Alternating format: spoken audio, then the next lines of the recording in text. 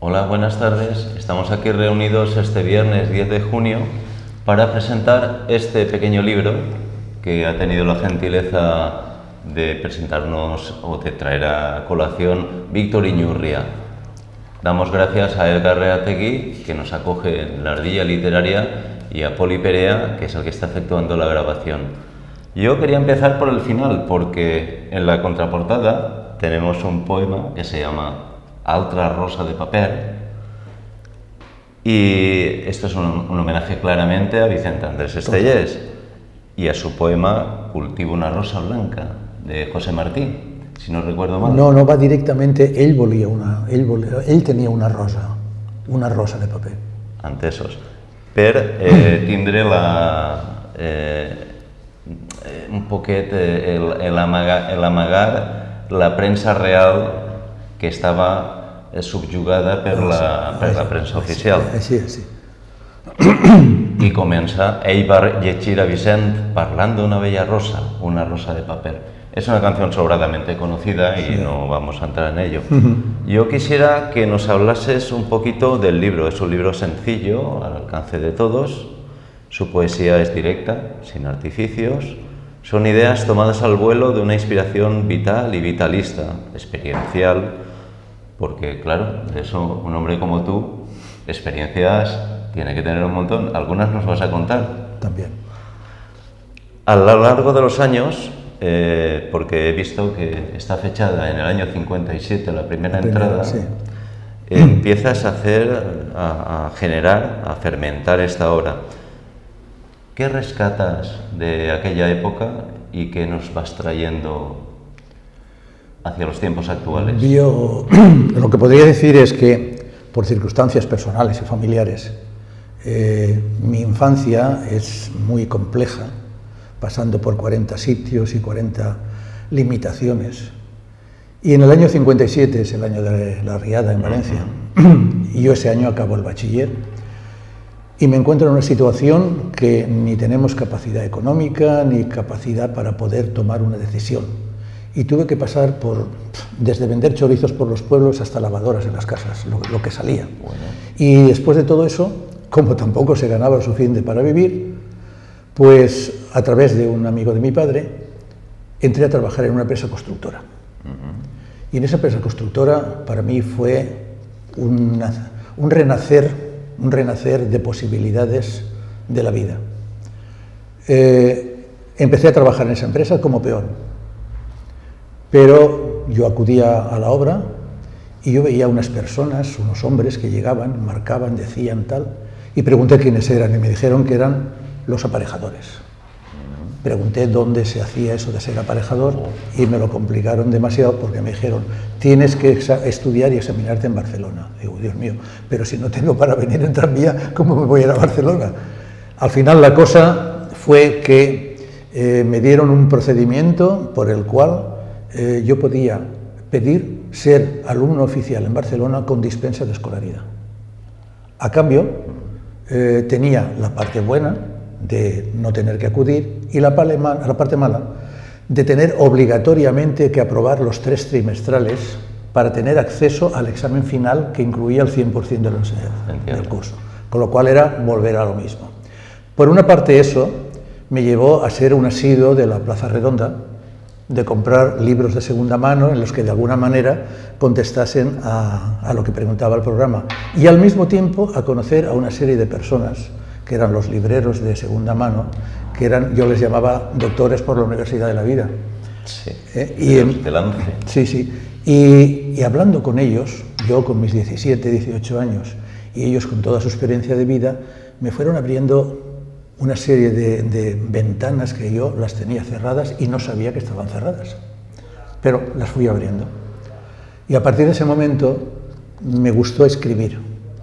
Y escribía muchas cosas que me imagino que, como tantísimos otros, te parecían que no tenían ninguna importancia para nadie y las iba tirando. Excepto alguna que me quedó pues, en el rincón de una caja, de un cajón, de un libro, de un lo que sea, y la primera que he podido encontrar es la del año 57. Si me permites, la leo, es un aforismo cortito, y digo, tot el llibre està en valencià, que llisc tal i com està.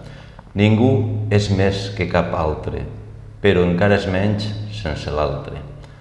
Me ha recordado un aforismo de Hildegarda en el siglo XVI, una autora alemana muy importante, que decía algo así como: poca cosa és un ala, però per òbvies raons encara és menys sense l'altre. Exactamente. Me pareció... bueno, me lo trajo a colación. Sí, yo ya te digo que era esto, y era cuando yo me daba cuenta de que decía, sí, bueno, yo no soy nada, pero tengo a este señor que me está ayudando y al otro que me está ayudando, y dentro de la empresa los aparejadores que me iban conduciendo un poco cómo estudiar las asignaturas y demás. Siempre ha habido buena gente. Claro, y claro, además eran maravillosos, como personas eran maravillosos. Y entonces yo de ahí me saqué esa cosa de decir, yo sé que no soy nada, pero sin ti soy menos todavía, claro. Correcto. Bueno, pues empiezas con un aforismo del año 57, luego das un salto al año 80. Sí, claro, pero por todo lo que perdí. Después otro al 85 y en total son 53 poemas aforismos. Los últimos años han sido mucho más fructíferos en ese sentido. Y estos saltos temporales son pérdidas de textos, prácticamente. Sí. Lo que sí veo es que todos los que tienes están registrados. Esto sí. Sí. Hay algunas variantes, curiosamente, también he encontrado que uno de los aforismos luego lo empleas en un poema. Sí. De hecho, lo tengo señalado. Es que es un sentimiento profundo y de alguna manera... Ten en cuenta que yo soy miembro de un grupo de la Eliana, que es la Jam Poética. Y la Jam Poética nos reunimos una vez al mes para que cada uno aporta, o bien el tema es un poema tuyo del tema que se plantee, o por el contrario, es un día dedicado a determinado poeta. Y entonces hablamos de su poesía. ¿Me vas a permitir que los lea? Sí. Dice: yo em pensava que voler era igual que estimar. Y la vida m'ha ensenyat que estimar es compartir y voler es dominar. Luego lo empleas en un poema mucho más largo, con mayor enjundia, en la página 48. Y dice así: voler o estimar. Em digueres que em volies i així ho vaig acceptar, ben curulla d'il·lusions, desitjant fer bon caliu arraulida al teu costat.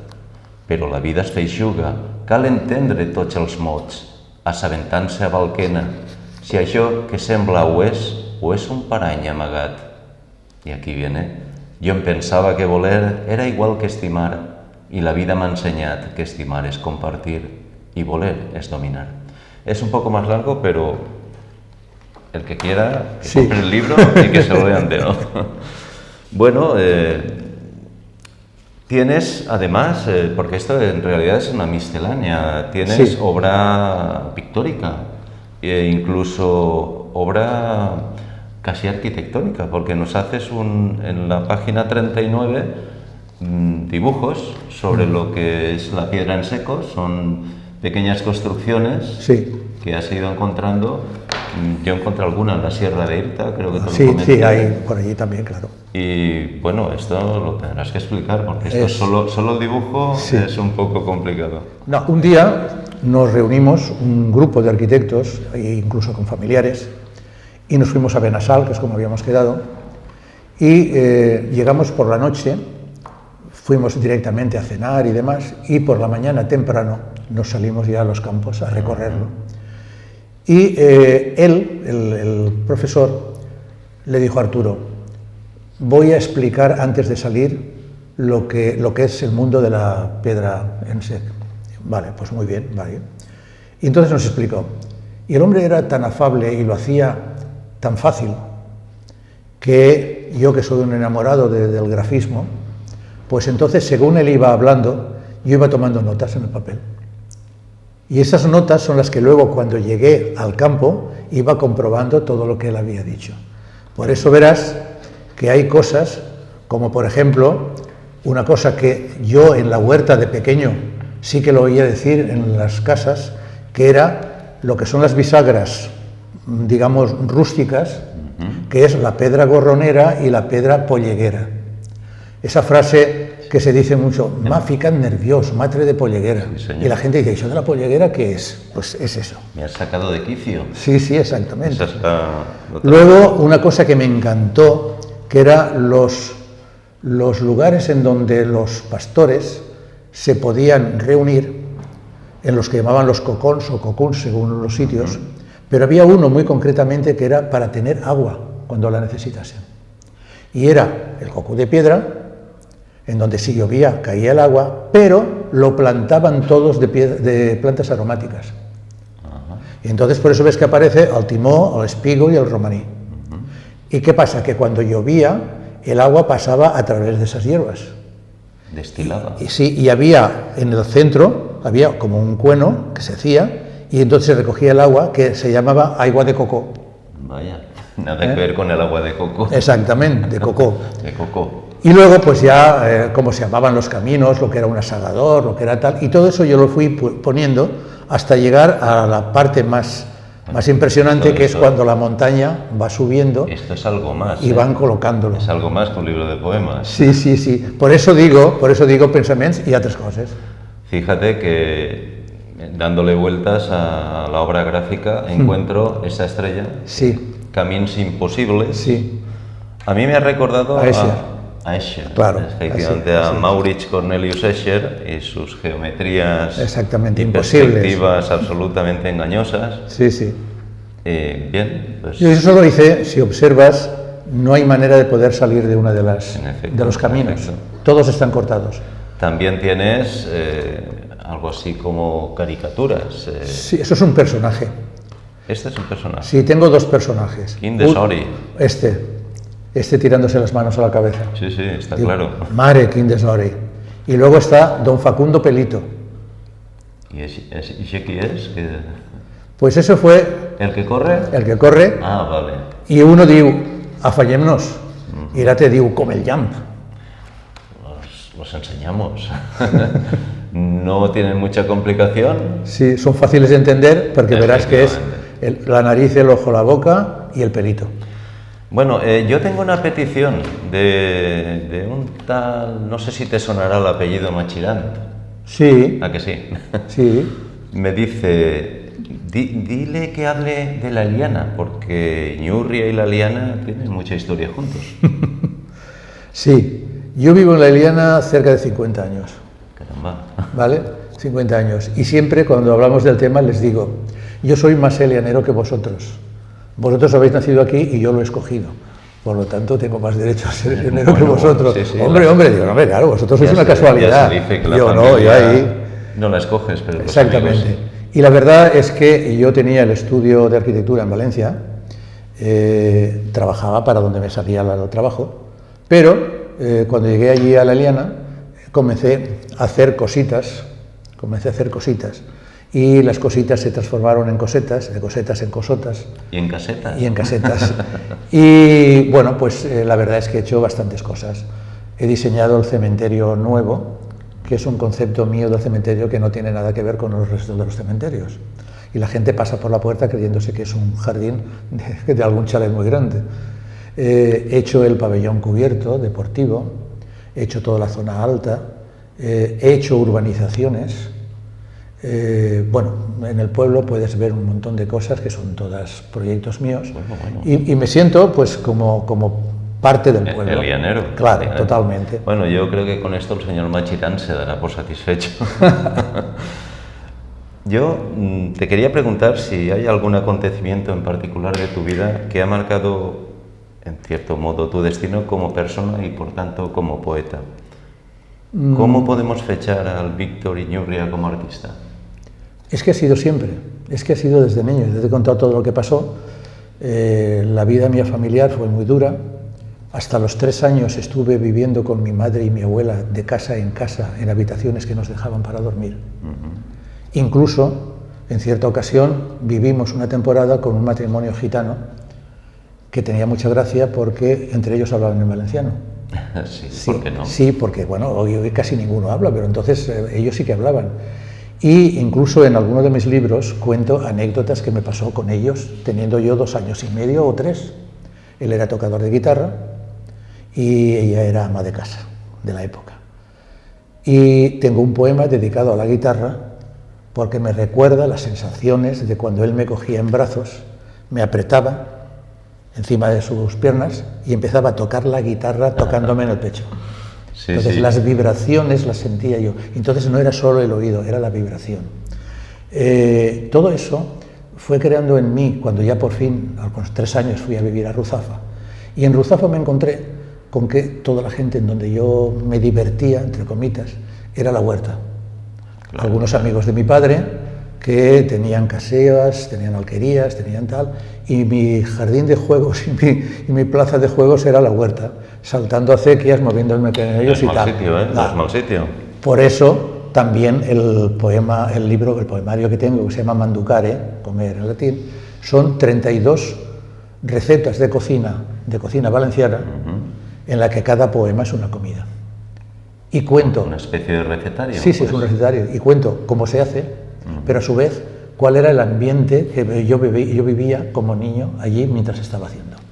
Yo también te quería preguntar al hilo de esto sobre tus otros libros. Me parece que este no es el primero. No. Ya has mencionado Manducare. Sí, el primero fue Pesics de vida, que es en donde conocí a Elga. Nos habíamos conocido en la presentación de otro libro de una amiga, Stacan Saez, y allí nos conocimos, empezamos a hablar, me hizo gracia sus apellidos en euskera, y claro, y ahí y eso fue el culpable. Esa hermandad de Sí, eso fue el culpable. Y a partir de ahí, ¡buah! Y luego cuando escribí este libro, Pesics de vida, vino a hacerme una entrevista, muy amable como siempre, y a partir de ahí ya siguió la amistad. Te voy a poner esto debajo del reloj. Para que no haga ruido. Eso. Muy bien. Y después de esto escribí otro, primero era ese, luego escribí Manducare, el de comer. Luego he escrito uno... En latín. En latín, sí. Además la En latín el título, no se asusten. No, y la introducción está en latín. También. La introducción está en latín, sí. Me parece que vas a perder algún cliente. Traducido al castellano, Vale, para que se conozcan las dos, muy bien. Después escribí, porque así me lo pidieron, un libro en prosa y en castellano. Y se llama Fue en Ruzafa, años 40. Caramba. Y ahí cuento mi historia de niño en el barrio de Ruzafa con las experiencias, las tiendas, la gente que conocía. ¿Me hablas de los años? Del 42 al 50. Años duros, ¿eh? Duros, muy duros. La cadireta de la iglesia. Eso decía así. ¿Y esa era tu cama? Mi cama. Bueno. Lo que pasa es que medía 2 metros, eran dos guías de madera con una lona clavada por un lado, clavada por el otro, y las dos crucetas. Por la noche se ponía de pie, se quitaban un rincón y mi padre trabajaba. Lo que ahora llamamos una hamaca de playa. Vale. Y por la noche se clavaban las dos crucetas, se abría y esa era mi cama. Víctor, ¿cuáles son No, tus perdona, lecturas? entonces todo eso es lo que desde siempre me ha ido inyectando la humanidad, el valor de las personas. Y la savia poética. Claro, entonces cada persona hablando, cualquier persona hablando, si sacas su interior, te está enseñando poesía. Bueno, en eso creo que coincidimos. Total. Yo siempre he dicho que hasta debajo de las piedras te puedes encontrar poesía, o quizá un escorpión. También, sí. Te quería preguntar por tus lecturas. ¿Cuáles han sido tus lecturas favoritas? ¿Y cuáles te han marcado más? Bueno, yo, por ejemplo, en un principio leí a los clásicos castellanos hasta los 11, 12 años. ¿Prosa? ¿Poesía? Prosa. Vale. En principio prosa. Excepto que mi madre, que era una apasionada de la poesía, siempre me iba diciendo: lee poesía, léela conmigo. Me ponía a su lado, me ponía un poema, yo no recuerdo ahora de quiénes eran, y me decía: no se lee así la poesía. Ah, ¿no? ¿Y cómo la leo? Me decía: primero léela para ti, asúmela, y cuando la tengas dentro de ti, empieza a leerla. Y eso lo he hecho toda la vida. Por eso a la hora de recitar me dicen: ¿tú recitas bien? Digo: gracias a mi madre. Yo te voy a pedir que recites un poema que a mí es posiblemente el que más me ha gustado del libro. Lo veo una pequeña maravilla. Se llama Del País de la Esperanza. Sí, pues eso es un te lo poema leo. perfectamente redondo y correcto. Y no me lo leas a mí, léeselo a la Lo gente. leo. Del país de l'esperança. No he baixat de les estrelles, però sí vinc de molt lluny. Del país de l'esperança on no es menteix a ningú. On la paraula és ofrena. L'amistat, la clau del pany. L'amor, una flor eterna que mai et durà l'engany. Si vols, jo podré portar-te a on per fi seràs feliç i allà podré entregar-te a l'ensomni del paradís. Muy bien. Vamos.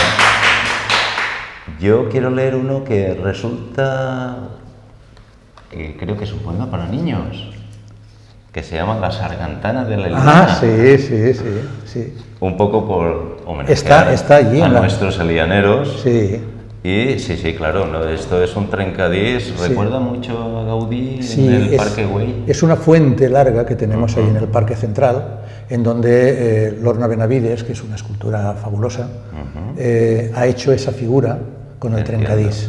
Y también ha hecho un caracol, un caracol de pies para que los niños vayan a jugar con el caracol. Ahora están en el proceso de buscarle nombre al caracol. ¿Cómo se llamará el caracol?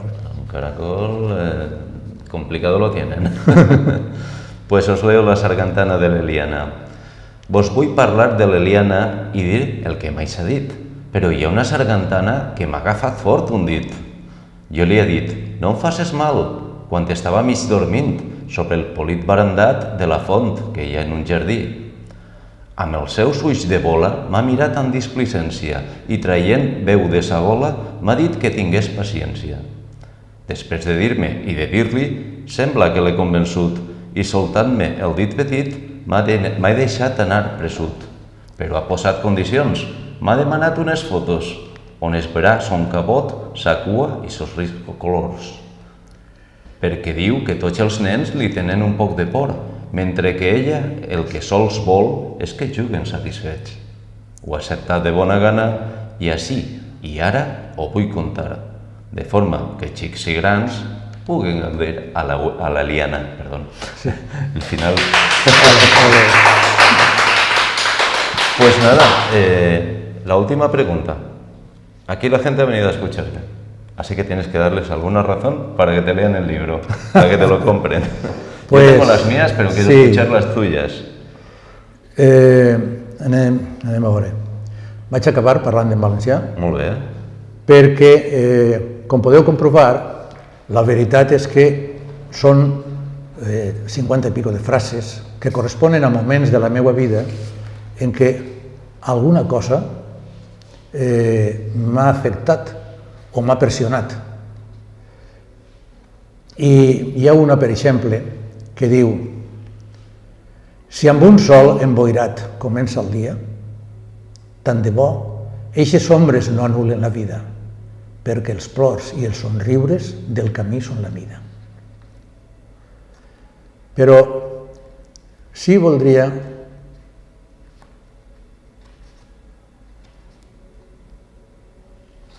que seria, jo diria que com un consell en general, que en algun moment algú em dona a mi, i jo el passat a un poema de fa 4 anys. Són records i realitat. I diu, les coses foren com foren, i no com tu les recordes, i molt menys en res s'assemblen a la forma en què les contes. El cervell no t'acompanya, un miratge t'ofereix, i eixe camí que segueix la realitat enganya. Pensa-ho quan vulguis contar allò que un dia passà, perquè si no cal contar-ho, millor el que restes callat. Bueno, pues es lo que vamos a hacer. Ya callamos y dejamos al público Muy bien. esparcirse y detrás del libro como locos. Muchísimas gracias. Gracias. Gracias a vosotros. Y insisto, gracias a la Ardilla Literaria por darnos esta oportunidad y hasta siempre, don Víctor. Un amigo.